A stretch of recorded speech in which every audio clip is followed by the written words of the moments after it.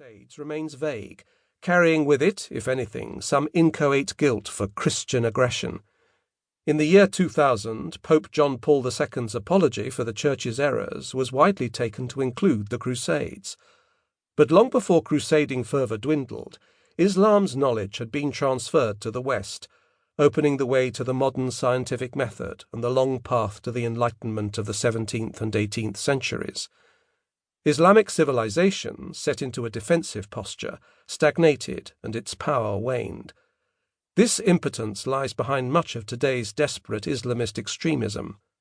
In 1492, the Catholic Reconquista finally triumphed with the defeat of the last Muslim kingdom in Spain. In the same year, and sponsored by the same Catholic monarchs, Columbus discovered the New World, assuring the supremacy of the Christian West. The dangerous idea that set these tectonic shifts in motion was spearheaded by men such as Reynald de Chatillon. Among Muslims, there is no guilt for the violence of the crusading wars, nor are they seen as distant historical events. Rather, there is a widespread belief that the Islamic world is still engaged in a virtuous battle against the Crusader onslaught. Any loss of Islamic land, whether it was to medieval Frankish crusaders such as Reynald, the Reconquista in Spain, the Zionist armies in Palestine in 1948, or the American-led occupation of Iraq in 2003, forms part of this historical perspective. The Crusades are seen by some as an ongoing scourge, one that has inflicted an open, festering wound on Islam. The militant Islamists of the Islamic State of Iraq and Syria, ISIS, describe all their Western enemies as crusaders, whether they are tourists on a Tunisian beach, the President of the United States, or concert-goers in Paris. Bitterness over the Crusades was certainly a motivating factor for the terrorists of Al-Qaeda in the Arabian Peninsula, AQAP, when they addressed their cargo bomb to Reynald. After the attempt, which luckily failed, AQAP wrote in their English-language propaganda journal Inspire, "Today we are fighting a war against American tyranny. This is a new crusade waged by the West against Islam. Therefore we wanted to put things into proper perspective. This current battle fought by the West is not an isolated battle, but is a continuation of a long history of aggression by the West against the Muslim world." Addressing the package to a crusader, AQAP pronounced, would revive and bring back this history.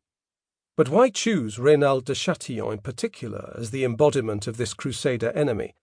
Why not Godfrey de Bouillon or Raymond of Toulouse, leaders of the First Crusade?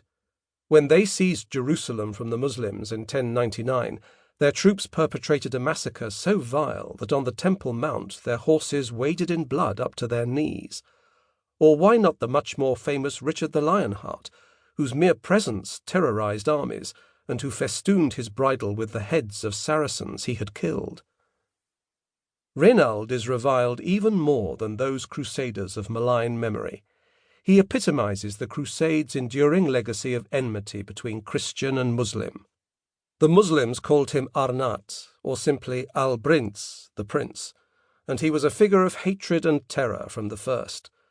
For 12th century Muslims chronicling the war against the Crusaders, Arnat was the most treacherous and wicked of the Franks. The Crusaders were usually known as Franks or Latins. Franks because the largest contingents came from what is now France, and Old French was the lingua franca of the Crusader states. Latins to distinguish them from Greek Christians. Likened to Abu Lahab, the loathsome enemy of the Prophet Muhammad, Arnat was blamed for spreading disorder, devastation, and ruin. He was one of the most devilish and recalcitrant Franks, the most hostile to the Muslims and the most dangerous to them, a monstrous infidel and a terrible oppressor. In the present day, this reputation as a Muslim bogeyman remains as potent as ever.